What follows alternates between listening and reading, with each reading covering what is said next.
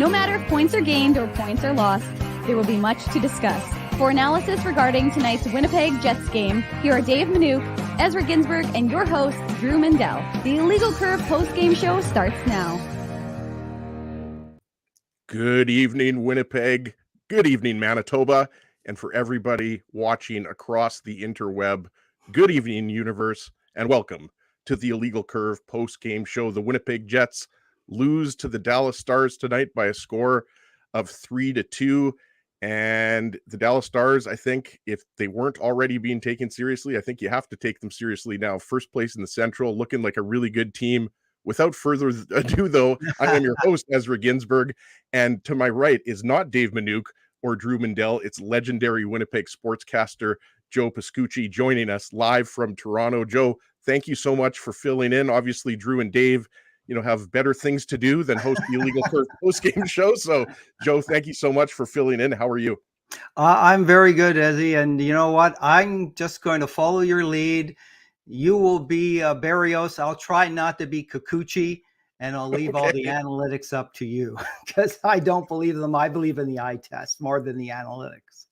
I agree with you, and that's a scary thing if you're taking my lead, Joe. But yeah, I was going to spend at least 90% of the show talking about expected goals and Corsi and Fenwick. So I hope you're up to the challenge. But Joe, heading into this game, obviously, 1 point separating these two teams. Everybody knew that this was a meeting of two of the best teams in the Central, and maybe arguably two of the best teams in the West. With apologies to the Vegas Golden Knights and the Colorado Avalanche, and it was. And the Vancouver Canucks? Sure, exactly. We talked about them on this Saturday show. Drew brought the Canucks up. I don't think a lot of people, expected the Canucks to be this far ahead of the Edmonton Oilers at this point in the season. I can't give up an opportunity to, give it to the Oilers, who have only won 2 games this year, and they lost the toilet bowl the other night to the San Jose Sharks. So, the Dallas Stars, we knew were a very good hockey team, and I think you'd agree it was a bit of a chess match, a little bit of a slow start. You had that Cole Perfetti chance where he rang it off the iron in the first period, but it was a fairly even first period. And then, clearly the Stars took over in the second period, scoring 3 goals to the Jets 1, led by Matt Duchene, Wyatt Johnston. I mean, what were your kind of overall thoughts about this game? Because clearly, this Stars team, as we mentioned earlier, this is a legitimate Stanley Cup contender again this year. Yeah, I would disagree with you. One thing, I didn't think that there was an even game in the first period. I thought that the Stars dominated. I saw that was kind of like 3 different games. The first part of that first period, the Stars really did dominate. They seemed to control everything. The Jets did have their chances, but the Stars just seemed to be more disciplined. They got the puck out of their zone, I don't think, without any stress. In that first period, they just easily got it out. And the Jets, it was a struggle for them in the first 10 minutes. They did have some great chances in that first period. Wedgwood, let out some real juicy rebounds in the first period. He got that under control later in the game. But in the first period, if the Jets had some players in position, they would have easily potted in a couple of goals in the first. And Perfetti's goal in the second came off a big rebound from Wedgwood. So, in the second period, as you're right, the Stars just took over. And unfortunately, some uncharacteristic mistakes for this season by Mark Scheifele. He's played really well. This wasn't one of his better defensive games. He got it back in the third period.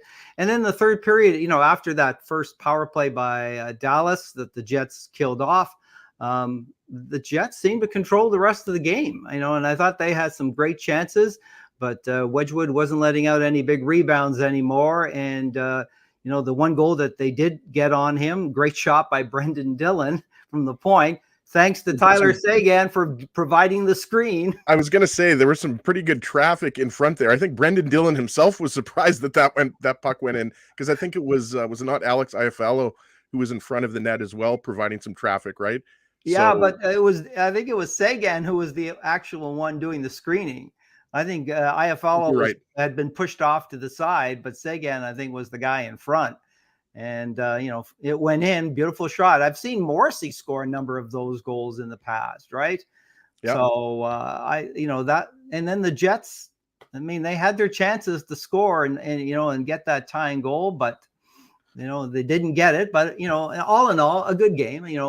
A good game by the Jets. I mean, it's early in the season. I would disagree. I don't know if you can say they're one of the top teams in the Western Division. I think they're going to get there, but I don't think right now that they are one of the top teams.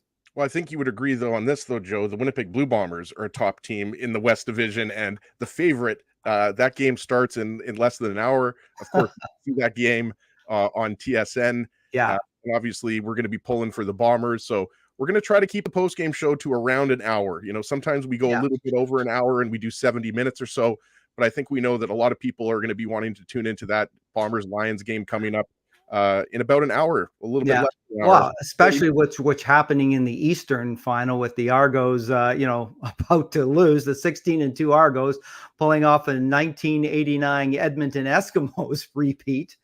Unbelievable. So, and if the Bombers are fortunate enough to get past, the BC Lions today, they've never played Montreal in the Grey Cup. No.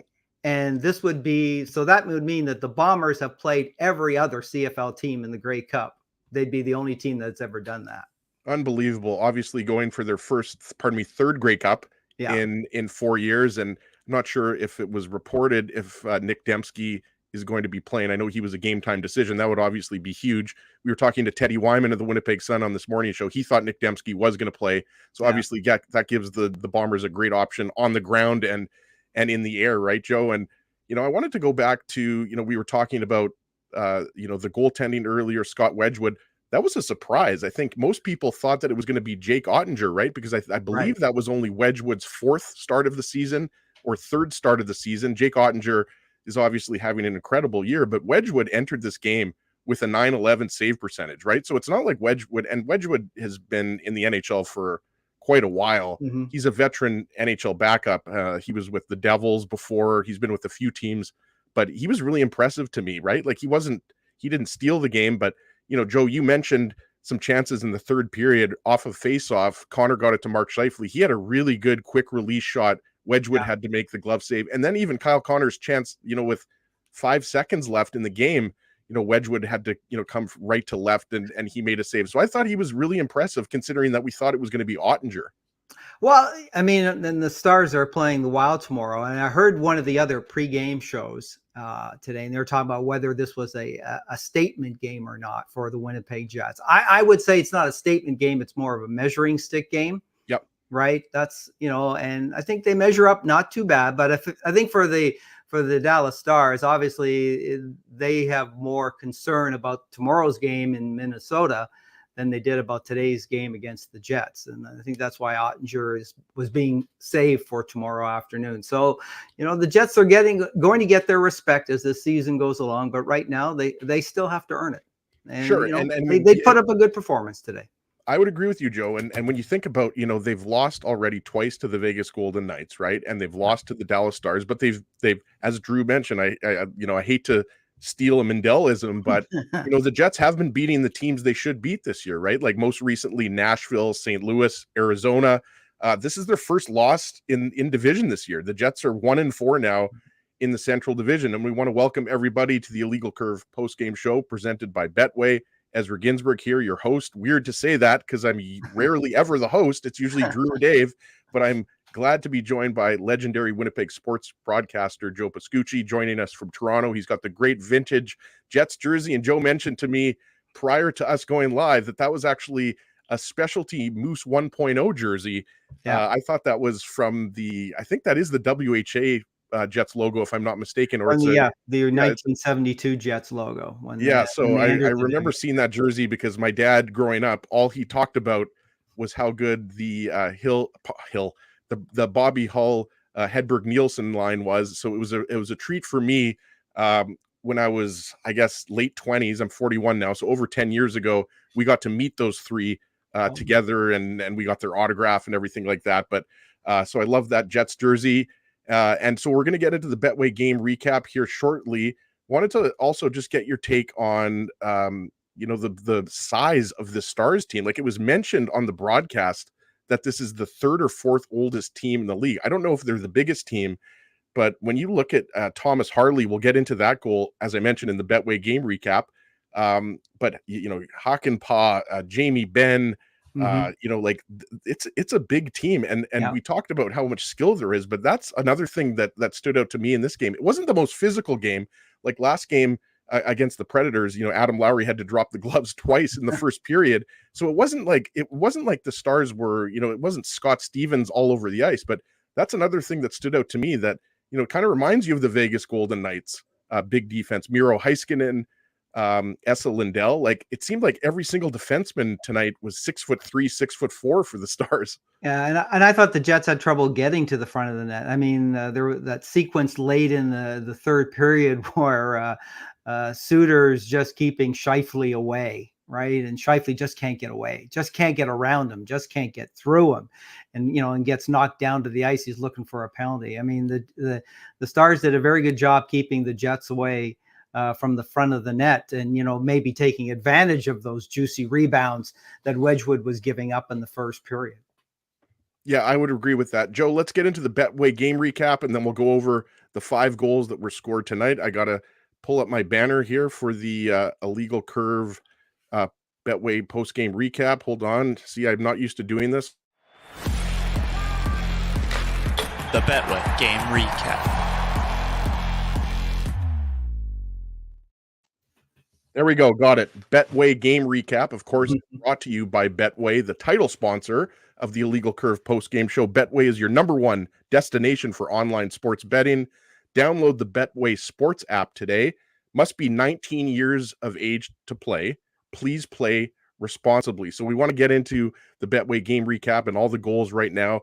We talked about it. There were no goals in the first period. There were a couple of good scoring chances, but I think you'd agree that it was a little bit on the low event side. I know that's a cliche that you hear a lot in hockey these days, but the first goal that scored obviously, comes in a bit of a kind of a weird situation. The Jets are scrambling a little bit in their own zone here, and obviously the goal comes early. What was it? A couple minutes into the second period. And the Jets are just coming off a power play.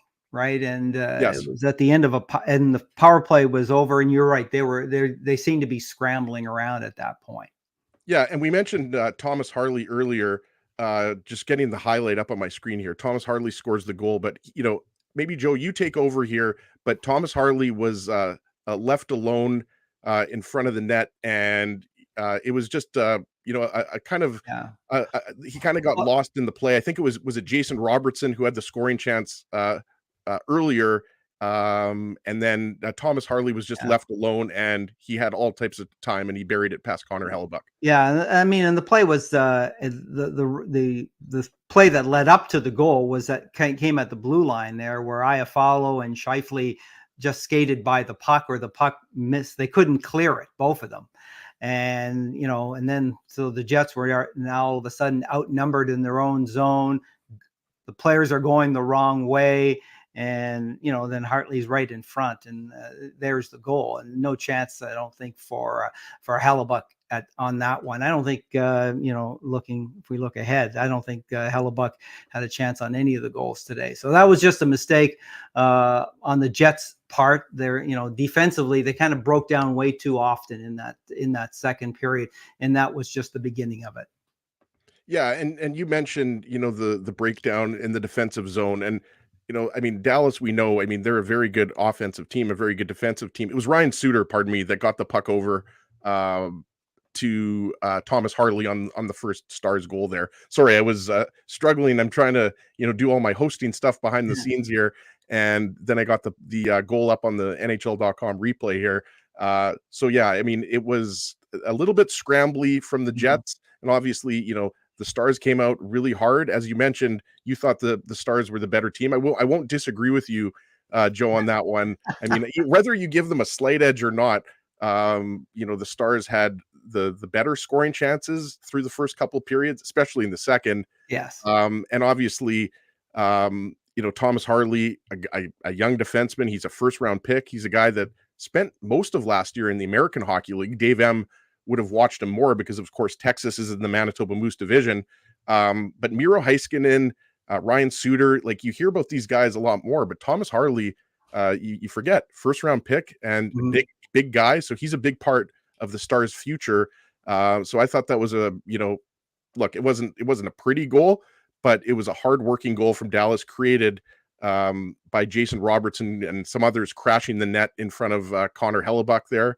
Yeah. And then obviously, we'll get into this next goal, and I think that's the one that you were referring to, Joe, with Cole Perfetti coughing up the puck there to Wyatt Johnston, and obviously Wyatt Johnston, another first-round pick, a guy that had a breakout year last year. I believe this is his third year, maybe second year, because he's only 20 years old.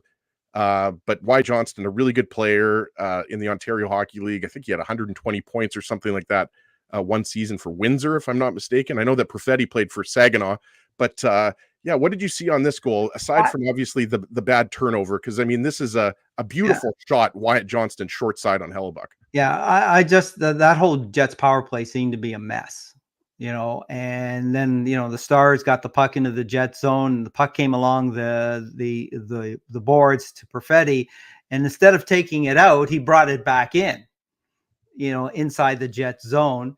And then, there was a chance there for Mark Scheifele. I don't want to pick on Mark Scheifele. He's had a great season. Okay. He's played a hell of a lot better defensively this year. But okay, that one, he did a flyby. Absolutely. That was a flyby. Yeah. And that just, direct path to the net, right? That was just a direct path to the net after that. And it's 2-0 for Dallas. So, Perfetti makes the mistake bringing the puck back into the Jet zone, and Mark Scheifele makes the mistake by just, I don't know if he even tried to use his stick. He just did a flyby. Yeah, there were for sure two mistakes on that play, and I think they were almost both equally as bad, right? Because as you mentioned, Perfetti brings the puck instead of moving the puck or maybe just passing it off the boards. He brings the puck back in. So Wyatt Johnston, good on him. He turns the puck over. But also, Scheifele's got to get a body in front of Johnston, or he's got to get a stick, or, as you say, something. Got to do something. Yeah, instead of just turning up the ice thinking that Perfetti's going to get the puck, and then Wyatt Johnston goes in, and he's obviously, it's I don't know if you want to call it a breakaway, but there's nobody left behind.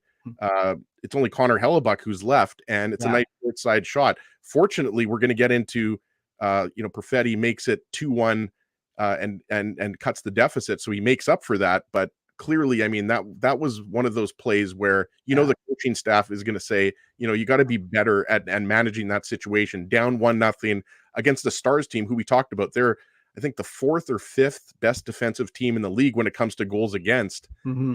And, you're not going to score 4 or 5 goals on the Stars on most nights. So, yeah, that was just a bad turnover and a bad decision by Scheifele. And I agree with you, Joe. Like, I think, Scheifele has taken a lot of criticism over the years for his defensive play, and obviously he's known for being an offensive player, but I think you got to give him credit. Early on this season, he has looked like a better defensive player. I don't think anybody's going to call him Guy Carbonneau, yet, but I think that, Scheifele, you have to give him, his credit when he's playing the best hockey of his career, arguably right now. But yeah, on that particular play, I agree with you. These first 2 goals, you can't fault Hellebuck at all. I mean, that's just a nice shot by Wyatt Johnston, but that's definitely an egregious turnover.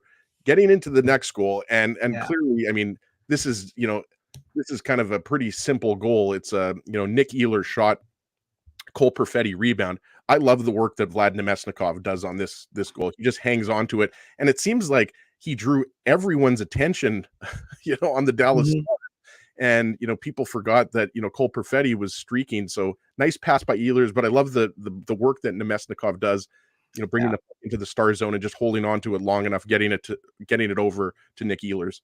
Yeah, and there was the key to mention there was the rebound, and there was somebody there to put it in, right? And where that didn't happen in the first period when Wedgwood was coughing up those juicy rebounds, there was nobody there for the Jets to put it in. On this occasion, Perfetti was there. Wedgwood was able to actually get a stick on it a little bit. Right. But it went in. So that's good on the Jets, to come back and get that goal, turn the momentum somewhat around.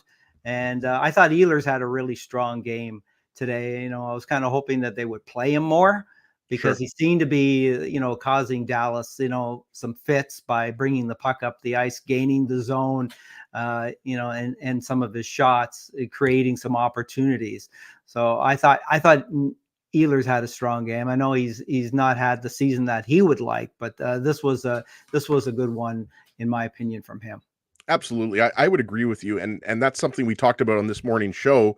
You know, the Scheifele line and the Lowry line, they've been driving the bus offensively for most of the season. And not that, you know, Perfetti, I think he's on a 4 or 5 game point streak. Mm-hmm. And I agree with you. I mean, I thought that line was their best line.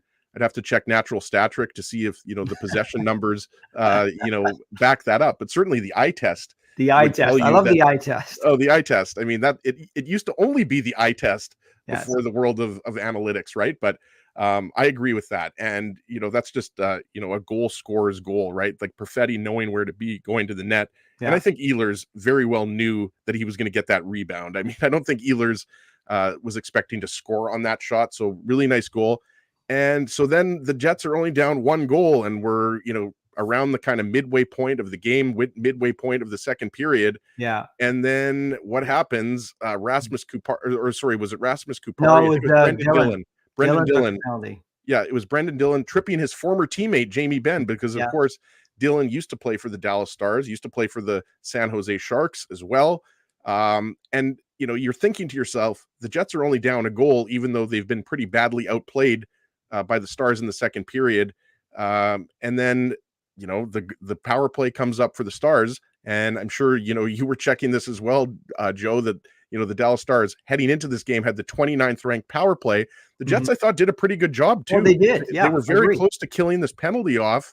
And then late in the period, late in the power play, you know, Matt Duchene ends up getting the goal here. And, you know, similar to, I think, you know, the first goal that we talked about, the goal that was scored by Thomas Harley, you know, this was just a little bit of soft defensive coverage. Matt Duchene doesn't get picked up. I believe it was Nate Schmidt was the defenseman. It was Dylan DeMello and Nate Schmidt who were on the back end for the Jets. And I'd like to get your take on it, but that's kind of what I saw. I just saw, you know, Matt Duchene was a little bit open, and, you know, Nate Schmidt was kind of in no man's land there in front of the net, and Nate Schmidt doesn't get picked up, and it's kind of an easy goal for Matt Duchene. I would say he was a lot open, not a little, a lot. But I think the play was made behind the net with Dadonov and Johnston, right? It was, I think, Johnston or Dadonov, one of the two was behind the net, made the pass to the other, who went behind the net and then passed it out in front. So I think it caught the Jets defensively, you know, going in maybe opposite directions, and then he just slipped it right out in front to Duchene, who was right in tight, and then just you know, put it top corner glove side. So another one, as we said, that Hellebuck really had no chance on. Yeah, and I would agree with you. Like, you know, Dadonov makes a nice play there. And, you know, the Jets are in good position. That's the thing. Like, they're in good position, but they're just not moving. I guess that would be the best way to describe it, because it was David Gustafson who was in the middle there. But it's one of those situations where you have to just be a little bit tighter, especially when you have a sniper like Duchene. Like, prior to this game, the game against Columbus, Duchene had 3 points. So that's what we're talking about, right? Like Jason Robertson, Rupe Hintz, Tyler Seguin, Wyatt Johnston, I think you got to throw in there. And then Matt Duchene. Like, this Stars team is deep. I actually forgot that Craig Smith was on this team. He's a pretty good player. And, you know, he's on the 4th line right now for the Stars. So I think you got to give, you know, Jim Nill a lot of credit here for, you know, strengthening the Stars team. Like, this Stars team, people forget they were in the West Final last year, and, you know, they have Stanley Cup aspirations. So it's unfortunate that goal came with, I think, 1 second left on the power play. So the Stars will take that one, because we talked about, their power play was 9% headed into this game. And then obviously, you know, the Jets, you know, they played, I think, pretty well to start the third period. You were wondering when the pushback was going to come. And it did come. And I thought the Scheifele line got much better as this game progressed. They were pretty quiet through the first 2 periods, Joe. I think you would agree. Yes. It was really the Nemestikov, Ehlers, Perfetti line that was driving the bus. The Lowry line was pretty good.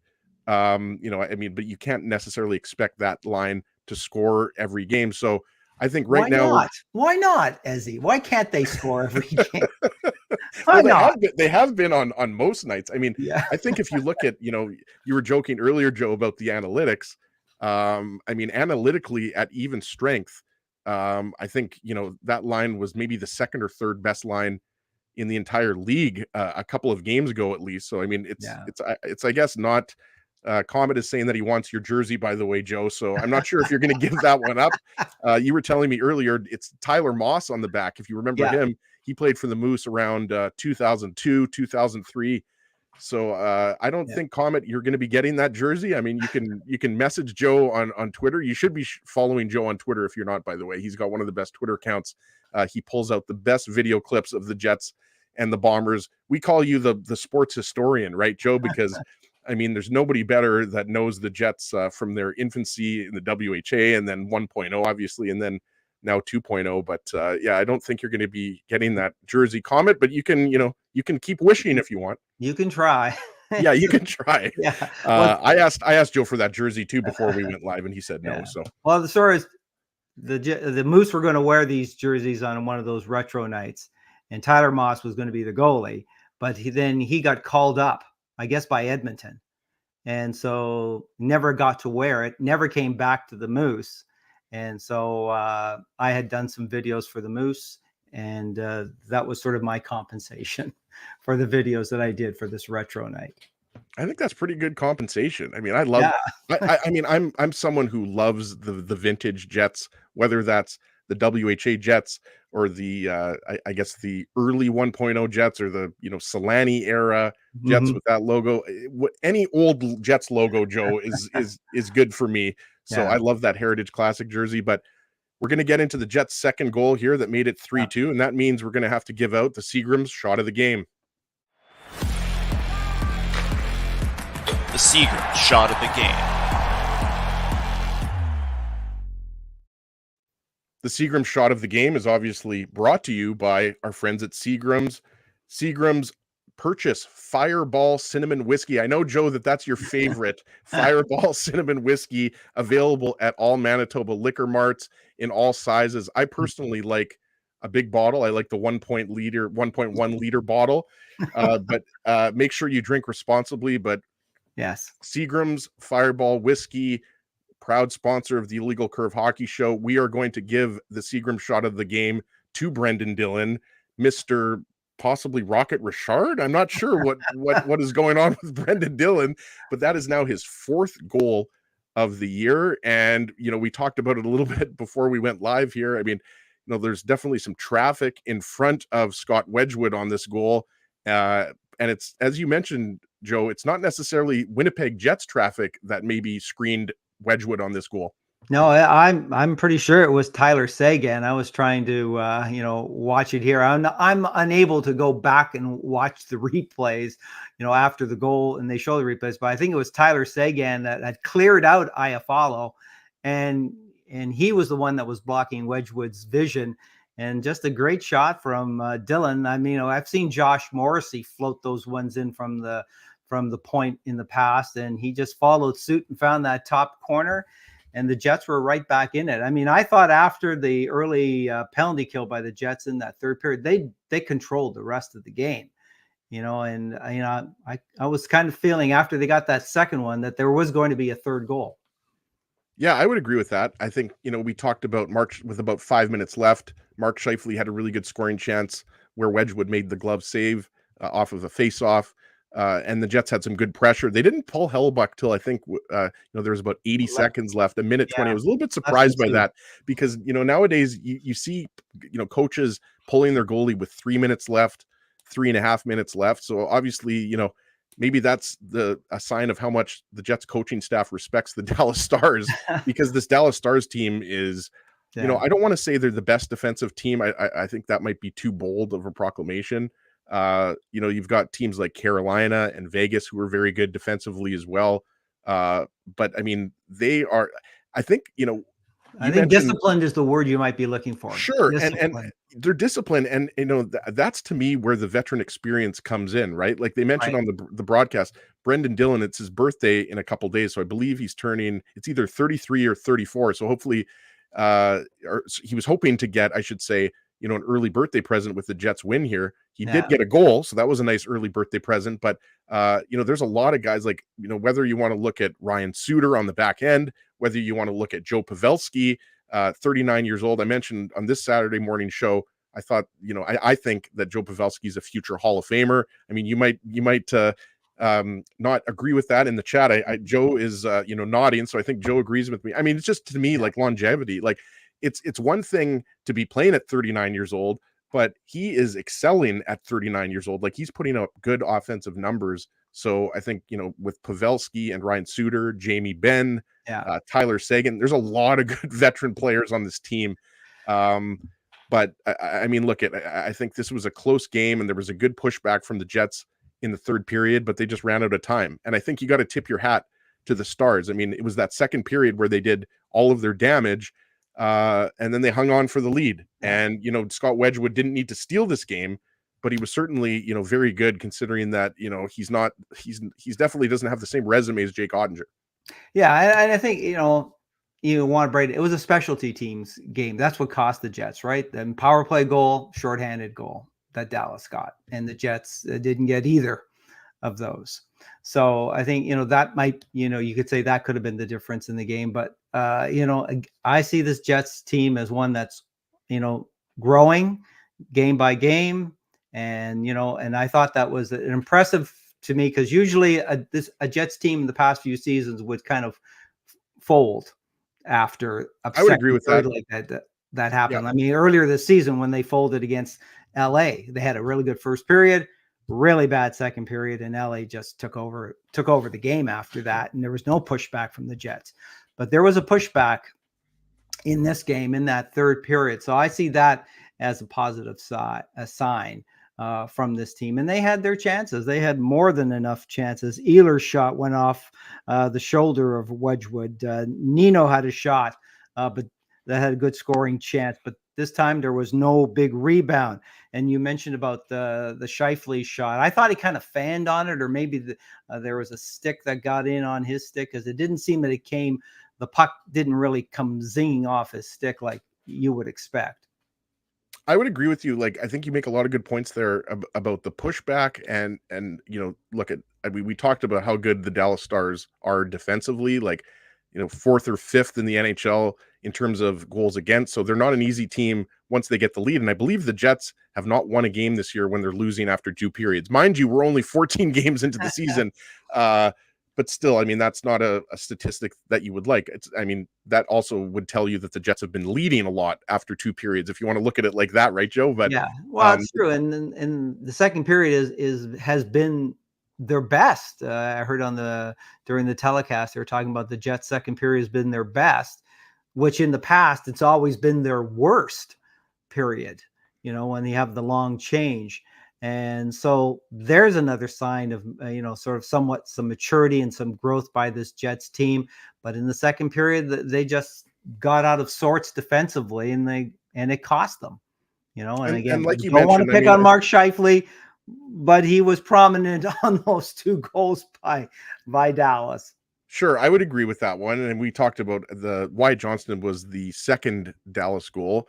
And we talked about the third goal scored by Matt Duchene with 1 second left in the power play. But look, that's all it takes, right? Like, it's a cliche, and you hear this all the time when you're talking about the upper echelon teams like Dallas or Vegas. We mentioned Colorado, who the Jets obviously haven't faced yet. But man, I still go back to what I was telling you before, Joe. Like, I think this would be a fantastic playoff series if the Jets and Stars met in the first round or the second round. I just think these 2 teams are so evenly matched. And yes, you could give the Stars the advantage when it comes to forward depth. I don't know how much of an advantage you would give them. I would probably give them a bigger advantage when it comes to their top 6 defensemen. I think you would agree. Like, Miro Heiskanen, is this not a guy, who could win a Norris Trophy one day? Like, 3rd overall pick in 2017. I think if you redid that draft, I don't know if you're necessarily taking him over Nico Hischier. And obviously Nolan Patrick has had a lot of injury issues, but man, Miro Heiskanen, he's a guy that can play 20 to 25 minutes a night and in all situations. And man, make it look effortless. Absolutely. Yes, absolutely. I really like his game. So I think, this was, as advertised, it was a close game. And as you mentioned, the second period was clearly in the Stars' favor, but that's what you like to see. I mean, you want to see that pushback when you're down 2 goals. Oftentimes last year, especially in the 5th game against the Vegas Golden Knights in the first round. I mean, there wasn't much of a pushback. So yes, I think you're not always going to look for moral victories, but I think in this case, early on in the season, I mean, look at they're going to play the Stars another 3 times this year.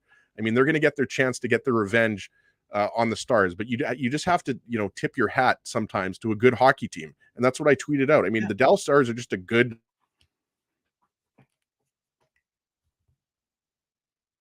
get too ahead of myself because we're only 1 month into the season, but would anybody be that surprised with Jake Ottinger in net if this team went, to all the way to the Stanley Cup final? I really do think this team is that good. Oh, well, I still think that, Colorado and Vegas, Sure. they have at least they have cup experience in terms of winning the cup in the past, 2 seasons. So they're good. I would give them number 3 in the division. Sure. And the conference. I put Vegas 1, Colorado still number 2 in my eyes, even though Dallas, I still like Colorado, and Dallas number 3, with right now Vancouver 4 and maybe the Jets 5th. Okay. No, fair enough. I mean, I feel like we all have our rankings, right? I think Drew and Dave, if they were on the show, they would have their rankings. It's tough to argue against Colorado and Vegas right at the top, right? Like I realize everybody points to, the Avalanche depth not being as good as it was a couple of years ago when they won the cup. But look at Tampa Bay. Like Tampa Bay's still in a playoff spot without their number 1 goalie.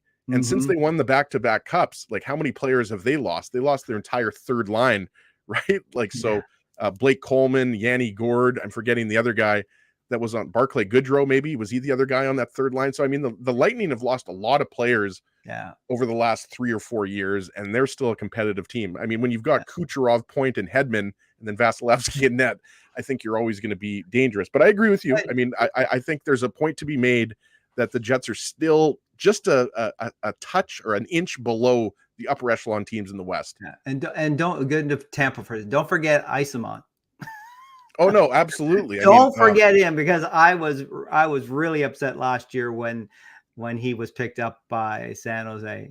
I was a big Michael Isamont fan. Well, because he was the the quote unquote energy firebug, right? Like he was the guy that, like, the Brandon Tanev 2.0, if you want. I don't know if you were more upset than Dave Minuk, because Dave Minuk, I mean, he was a big Isamont fan as well. Watching him play a little bit with the Moose as well. But yeah, I think there's a lot of Jets fans that weren't happy to lose Isamont last year. And I think Jonathan Kovacevic was another guy that a lot of Jets fans weren't that happy that the Jets lost on waivers, but it happens, right? Yeah. We're going to head to commercial break, Joe. When we come back, we're going to give away a Tough Duck toque for the hardest hitting comment. There's been lots of good comments. We're going to touch on some of the comments that were coming out of the Jets dressing room.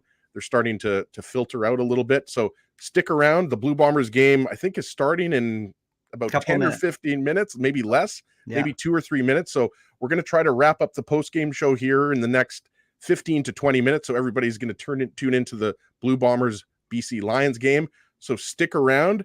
We will be right back on the Illegal Curve post-game show.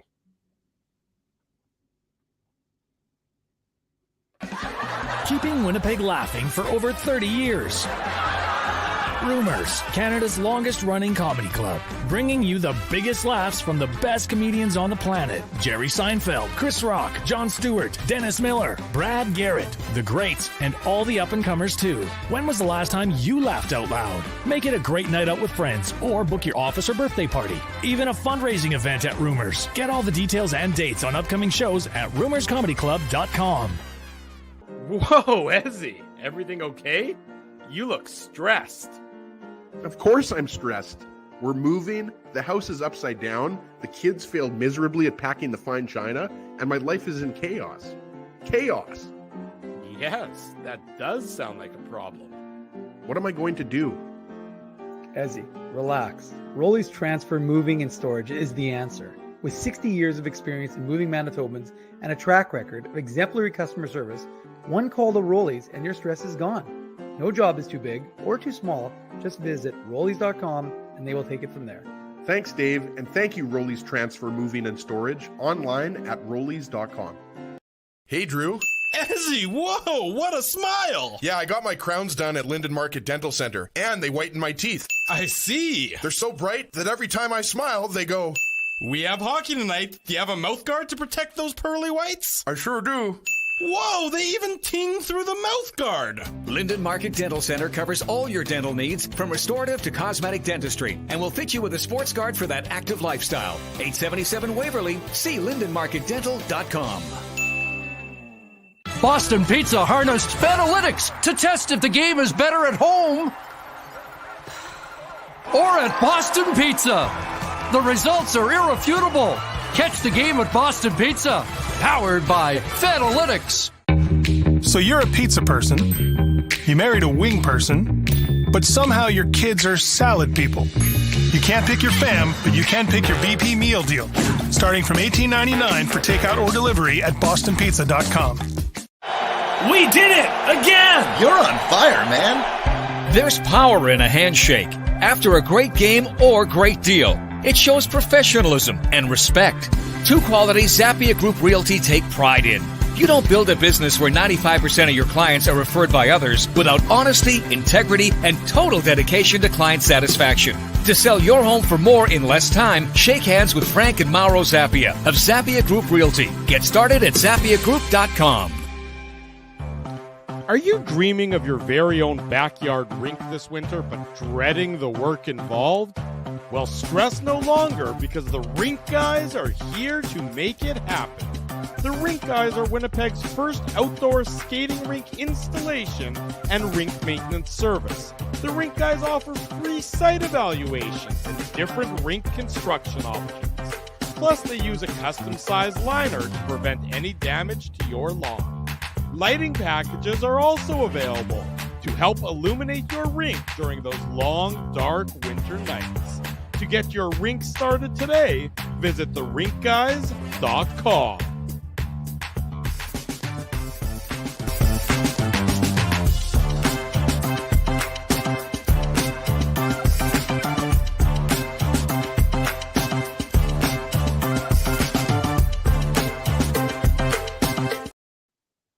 Welcome back to the Illegal Curve post-game show. Ezra Ginsburg, your host, and I'm joined by legendary Winnipeg sports broadcaster Joe Pascucci from Toronto, filling in for Dave Minuk and Drew Mindell.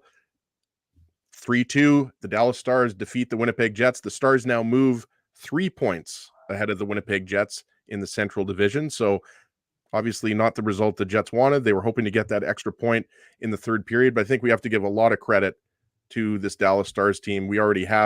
We're about 40 minutes into the show here. I think the Bombers game may have just started. So hopefully, people are, maybe they've got one eye on the Bombers game and then they've got the other eye on Joe and I right now.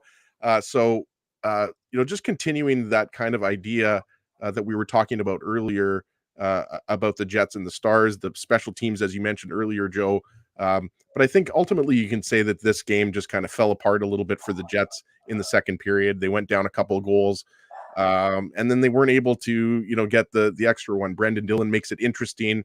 A couple good scoring chances in the third period, coming from Kyle Connor and Mark Scheifele. But at the end of the day, we talked about it. I mean, the season's early. The Jets are going to get a crack at the Stars 3 more times this year, and I'm sure a lot of these games are going to be 1-goal games. Yeah, besides the second period, as we've mentioned numerous times, it was not a bad game for the team, right? So, you can't win them all. You'd like to, but you can't win them all. As long as you can see some, signs of progress and some development. I know that the Jets have a lot of veteran players, but they also have a lot of young players as well. And it's good to see Perfetti score, a goal not on the power play, and as you mentioned, that line, played well. The top line, played well in the third period. They had their struggles in the first two. So, it's just a step along the way. And I know we're getting, was it the Tough Duck, the comment of the day or the hot take of the day? Yeah, it's the Tough Duck hardest hitting comment, brought to you by our friends at Tough Duck. Work hard, play hard, family run business for over 80 years. And I think you're going to like this comment that we're going to go to. So here we go. The Tough Duck hardest hitting comment.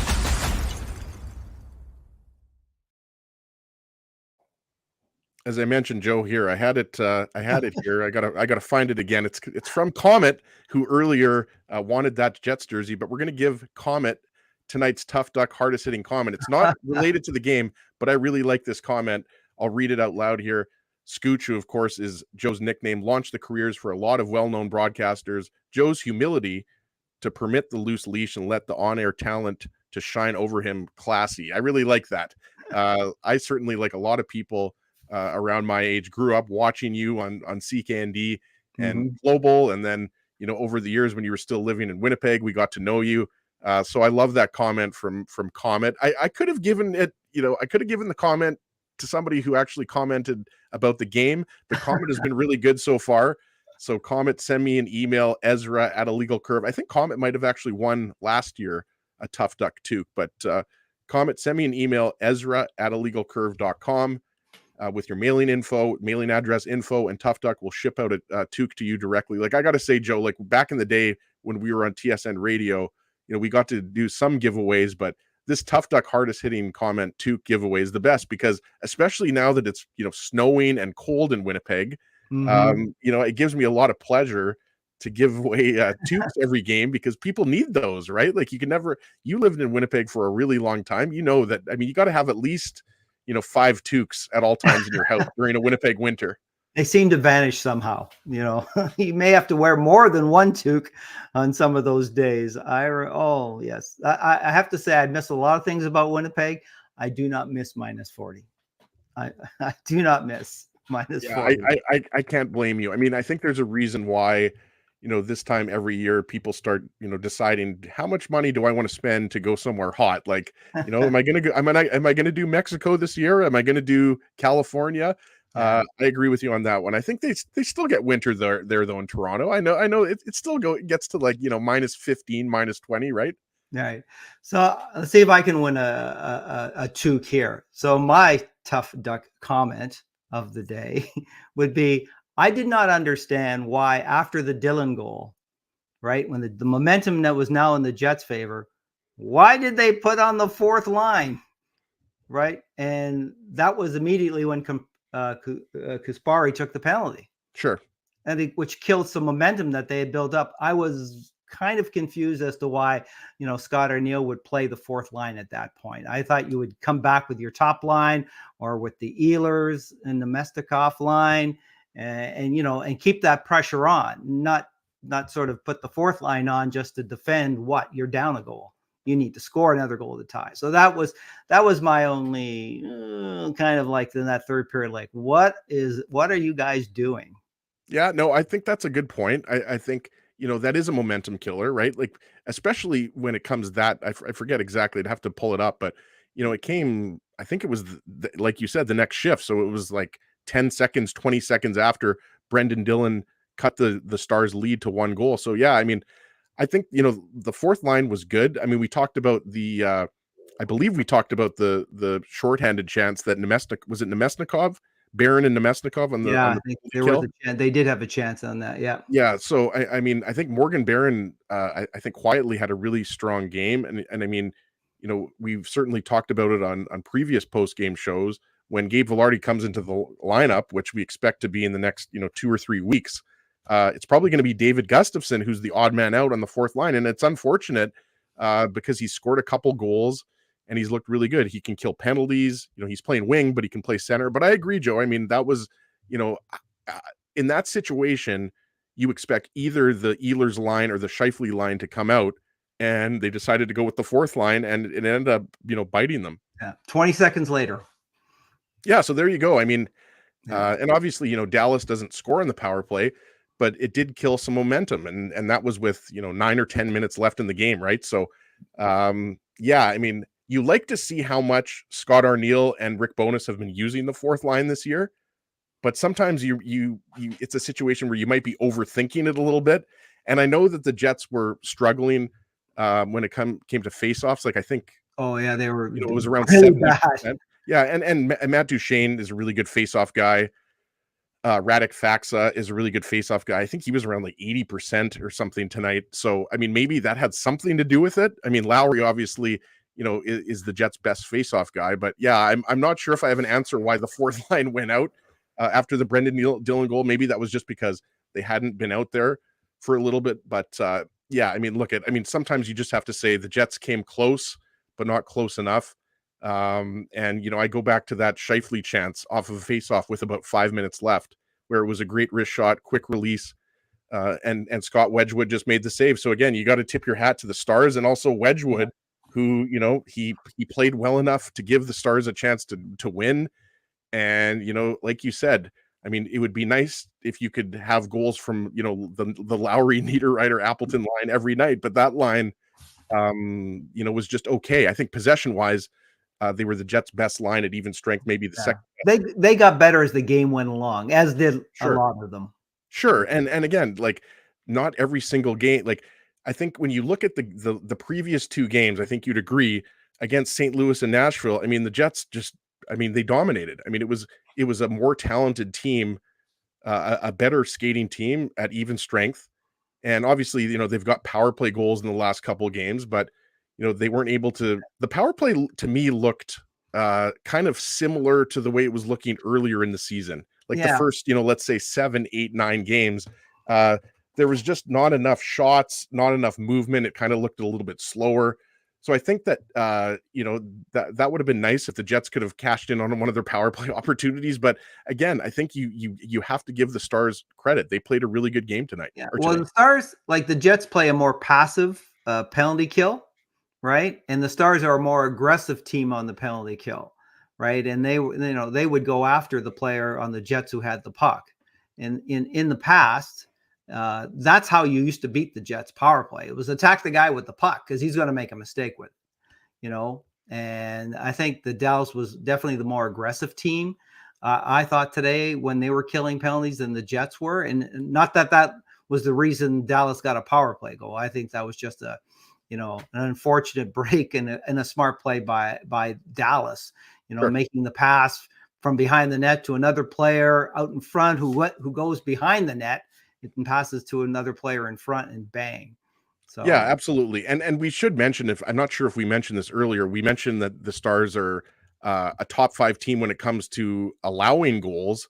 I think it was 4th in the NHL in terms of goals against, but also the Stars PK was ranked 1st and still is 1st because of course they were 100% today. So I mean, look, at the Stars are a good defensive team. The power play, I mean, has not been good. I mean, it'll help that they got a goal today, but if their power play can even be, middle of the pack, I mean, that's going to make them a more dangerous team. So, we were disagreeing a little bit on, the top teams in the West, but I think we do agree that at the very least, the Stars are probably, a top 2 team in the Central Division, right? With Colorado either being 1 or 2, depending on how high you are on the Stars. And I really do like the Stars. I mean, I don't know if you know this, but a lot of people that watch the show know I'm a big Devils fan. So it's not like I have skin in the game when it comes to the Dallas Stars. I'm just giving them a lot of credit. I think, Jim Nill has built a really good team in Dallas.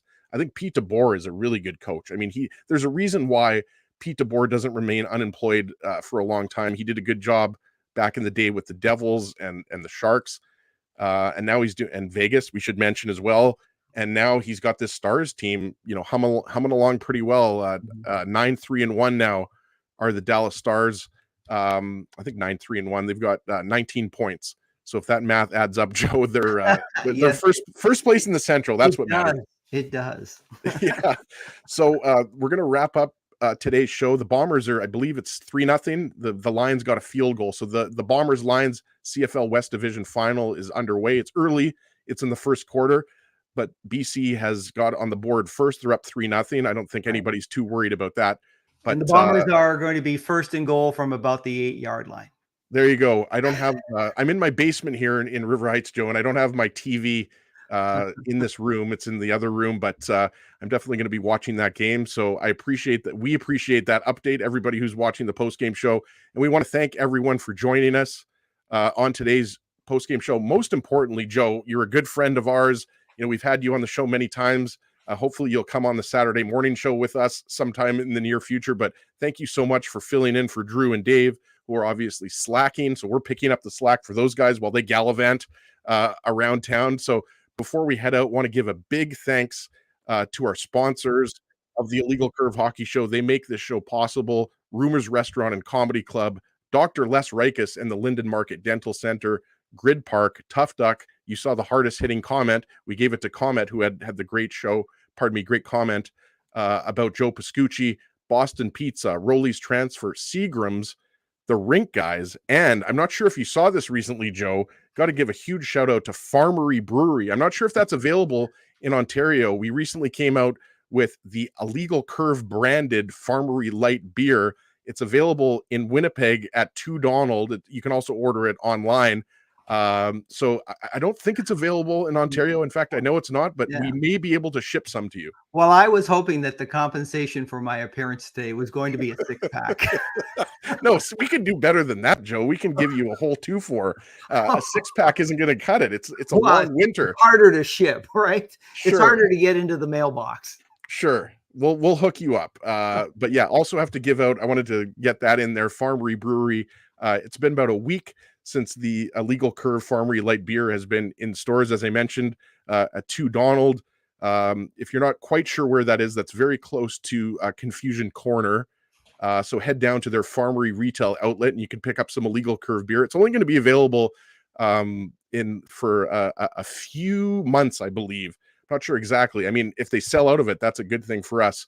But we have to give a shout out to Farmery Brewery. And as I mentioned, thank you so much, Joe, for joining us today on the Illegal Curve post-game show. Thanks for everybody for watching. I know a lot of people might have logged out there to catch the Bombers Lions. The Lions, of course, as we mentioned, are up 3-0 right now. It could be, no, it's about to be 7-3 for the Bombers. Okay, there you go. So who got the touchdown? There's a live update. Okay, who got the touchdown for the Bombers? I think it was Brady. I think it was right Brady. on. Yeah. Or should we be calling him Mr. MOP, Joe? Oh, yes. He should have been. He should be the MOP because he has been the most consistent CFL player this season. I know Chad Kelly was great and has been great. He wasn't great today, obviously, but once they clinched first place, the Argos, and they stopped playing him a lot, I think that ruined his season. Sure. I think he lost a little bit of his edge. And today he was just really god awful. Well, and I'm obviously biased, but I think, you will appreciate this. The fact that, it was the first time that you had a Canadian with 1,000 receiving yards and a Canadian with 1,000 rushing yards. The fact that was the first time it's happened for 2 Canadians, but they're also both Manitoban. So I think that's pretty awesome that, for the first time in CFL history, it was 2 Manitobans and Nick Dembski and Brady Oliveira. So regardless if Brady Oliveira wins the MOP, which I think we both agree he should, he's having a good start to this game and he's probably going to get himself in that end zone again today. A quick comment, because I know you're rushing. I would almost prefer Brady not to win it because there is a long history of CFL MOPs winning who lose the Grey Cup game. Okay, fair enough. Yeah, okay. Last year. Okay, I'm with you. I would rather have the Grey Cup than the MOP. I mean, in an ideal world, Brady wins the MOP and the Bombers win the Grey Cup, but I'll give that to you, Joe. I mean, I don't want to.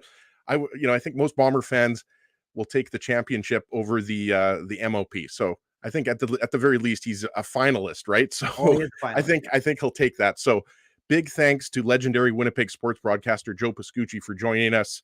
Follow Joe Pascucci on X/Twitter if you're not, because Joe always brings the best Winnipeg Jets and Winnipeg Blue Bombers history highlights. So big thanks to Joe and big thanks to everybody for listening and watching. Listening because that would be on the podcast later, but watching because this obviously was Super Saturday with the Jets game in the afternoon and then the Bombers Lions CFL West Division final that's going on right now. So thanks everybody for watching, and we will see you again Tuesday. The Jets play the New Jersey Devils at home. The 5-game homestand continues. So we'll see everybody Tuesday night. Thanks so much for watching the Illegal Curve post-game show.